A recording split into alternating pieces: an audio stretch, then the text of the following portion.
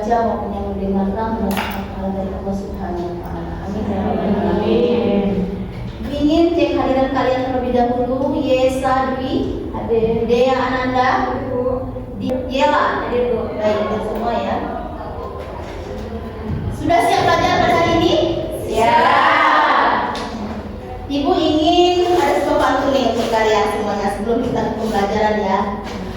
Naik kuda pakai pelana, Cakep. sapi bunting lambat jalannya. Cakep. Wahai kalian para mahasiswa, Cakep. tidak apa hidup sederhana, yang penting masa depan kalian hidupnya tertata. Amin. Baikkan mahasiswa sekalian, adapun tujuan pembelajaran kita pada hari ini adalah kalian sebagai mahasiswa mampu mengetahui dan menyebutkan cabang-cabang ilmu apa saja yang berkaitan dengan ilmu sosial yang berkaitan dengan IPS. Nah, seperti yang sudah saya sampaikan di awal bahwasanya pada hari ini kita akan membahas mengenai cabang-cabang ilmu sosial yang berkaitan dengan IPS. Sekarang nih Ibu ingin tanya dulu sebelum Ibu yang memaparkan. Kira-kira menurut rekan mahasiswa sekalian di sini, cabang ilmu apa saja yang ada kaitannya dengan IPS? Antropologi, psikologi, ekonomi. Nah, di situ kalian sudah menyebutkan bahwasanya cabang-cabang yang mempelajari cabang-cabang ilmu sosial mempelajari tentang IPS ya, ada kaitannya dengan IPS. Nah, kalau seandainya Ibu menyatakan bahwasanya untuk menentukan gen itu kira-kira masuk nggak ke cabang ilmu sosial yang berkaitan dengan IPS? Tidak. Kenapa? Karena itu masuk ranah biologi atau IPA. Kasih aplaus untuk kita semuanya. Ya. Jadi cabang-cabang ilmu sosial yang ada kaitannya dengan IPS, benar yang disampaikan oleh rekan mahasiswa tadi, ada sosiologi, ada antropologi, ada ekonomi, ada apa lagi? Geografi, sejarah dan politik. Itu adalah cabang-cabang ilmu sosial yang berkaitan dengan IPS, ya. Nah, di sini supaya untuk menggali rasa penasaran kita, terus sosiologi ini nanti mempelajari tentang apa sih? Nah, ini nanti Ibu tugaskan, Ibu memberikan masalah kepada kalian semuanya, ya, supaya kalian tahu cabang sosiologi ini nanti pelajari tentang apa kaitannya dengan IPS. Nah, untuk itu nanti ini Ibu sudah menyediakan permasalahan yang dapat kalian pecahkan secara kelompok ini, ya, kelompok kecil ini. Nanti silakan kalian diskusikan dengan rekan kelompok kalian. Ini silakan ambil, ya.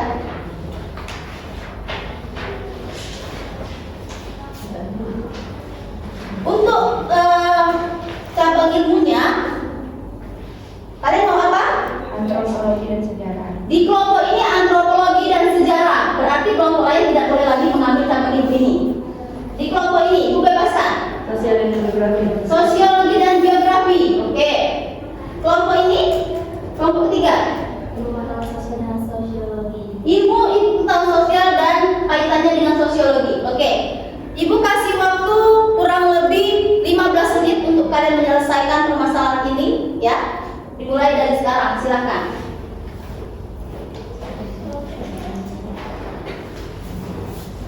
Baik, ini lihat dulu hasil pekerjaan kalian sebelum dipresentasikan.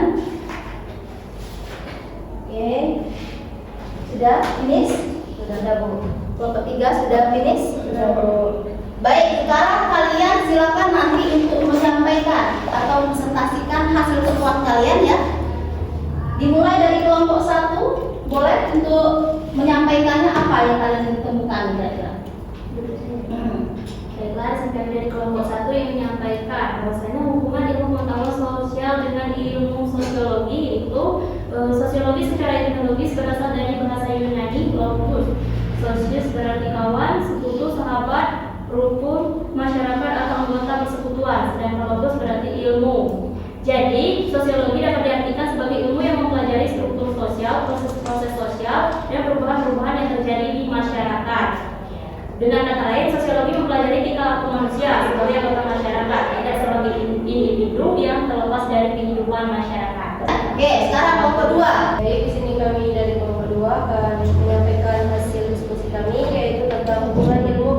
pengetahuan sosial dengan geografi. Geografi berasal dari kata geo, yaitu bumi, dan graphian yang berarti tulisan atau lukisan. Jadi secara harfiah, geografi itu berarti lukisan tentang bumi. Dan jadi secara keseluruhan, geografi adalah ilmu yang mempelajari persamaan dan perbedaan geosfer, mencakup objek permukaan bumi dan bagian-bagian bumi. Dapat diketahui bahwa geografi senantiasa memberikan uraian ilmiah mengenai sifat-sifat bumi dan gejala yang ada, serta akibatnya bagi kehidupan manusia. Oke, cukup. Yang terakhir, kelompok 3. Baik, di sini kami kelompok 3 punya teman kami yang mana materinya adalah tentang hubungan ilmu pengetahuan sosial dengan antropologi. Antropologi yang mengungkapkan bagaimana kemampuan manusia menciptakan hasil-hasil kebudayaan dan perkembangan dan keadaan yang makin maju, merupakan sumber dari materi yang harus dipelajari pada pelajaran ilmu pengetahuan sosial. Adapun hubungannya dengan ilmu pengetahuan sosial ialah ilmu pengetahuan sosial mengambil materi antropologi yang berkaitan dengan hasil budidaya manusia dalam menjaga eksistensinya dan usaha meningkatkan kehidupan baik aspek lahiriah maupun batinnya. Oke, kasih aplaus untuk kita semuanya. Silakan setiap kelompok untuk mengumpulkan hasil temuan atau perbincangan kalian di depan. Terus ini. Oke, sekarang kita kupas satu persatu, ya. Sosiologi itu dia mempelajari tentang tingkah laku manusia. Jadi ilmu yang mempelajari tentang tingkah laku manusia itu adalah cabang ilmu sosiologi. Kalau antropologi tadi itu tentang apa? Antropologi tentang kehidupan kebudayaan manusia, yaitu berusaha untuk mempertahankan kebudayaan mereka, ya. Selanjutnya ada juga geografi tadi. Geografi itu benar, yaitu ilmu yang mempelajari tentang bentuk bumi. Bagaimana sih permukaan bumi ini untuk kelangsungan hidup manusia itu sendiri. Dan ada juga sejarah. Kalau sejarah kira-kira apa? Mempelajari peristiwa masa lampau. Jadi sejarah itu adalah untuk mengingatkan kita kembali tentang kejadian-kejadian di masa lampau. Oke, sampai di sini bisa dipahami materi kita pada hari ini? Bisa. Ada pertanyaan? Belum. Cukup bisa dimengerti ya? Ya. Oke. Baik rekan mahasiswa sekalian, bahwasanya Ibu sudah melihat hasil kerja kalian, ya, hasil bagaimana cara kalian menyelesaikan masalah, bagaimana temuan kalian. Jadi untuk evaluasinya, untuk kelompok 1 mendapatkan skor 80. Kasih atas untuk kelompok 1. Kelompok 2 skornya 90. Kelompok 3 skornya 88. Jadi skor berapa yang paling tertinggi? Kelompok yang terendah? 1. Kelompok 1 ini sudah bagus, akan tetapi banyaknya coret-coretan, ya. Jadi untuk ke depan pekerjaannya harus lebih rapi dan teliti lagi. Oke? Ya. Bisa diterima kritikan itu? Oke, bisa ya. Nah, rekan mahasiswa sekalian, mengingat pembelajaran kita hari ini sudah selesai. Kira-kira di antara kalian siapa yang bisa menyimpulkan yang dari pembelajaran kita ini? Saya, Bu. Oke, silakan. Dengan secara sama ya. Ya, Bu. Baik, di sini saya akan menyimpulkan materi pembelajaran hari ini, yang mana sumber dan materi ilmu pengetahuan sosial adalah segala sesuatu yang ada dan terjadi di sekitar anak, mulai dari keluarga, sekolah, desa, kecamatan, hingga lingkungan yang luas seperti negara dan dunia, serta berbagai permasalahannya. Sumber-sumbernya yaitu disiplin ilmu sosial, masyarakat, media, dan narasumber.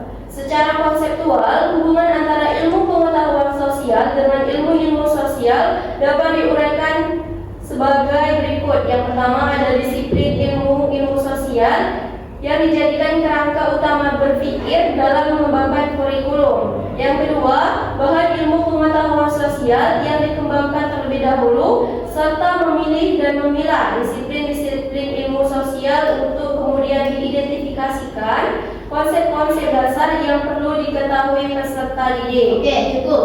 Jadi kesimpulannya adalah setiap dalam ilmu sosial itu mereka bekerja sesuai dengan cabangnya masing-masing, ya. Jadi tidak bisa cabang ilmu antropologi mengambil ranah untuk bagian sosiologi, itu tidak bisa. Mereka sudah memiliki lahannya sendiri, gitu ya. Baik teman-teman semuanya, itulah kesimpulan pada hari ini, pelajaran kita pada hari ini. Sebelum Ibu tutup, Ibu tadi kan dibuka dengan pantun ya. Nah, pada kesempatan di akhir ini akan Ibu tutup dengan pantun juga. Biru laut seperti kolam, ikan paus pandai menyelam. Dari lubuk hati yang paling dalam, saya tutup perkuliahan ini dengan salam.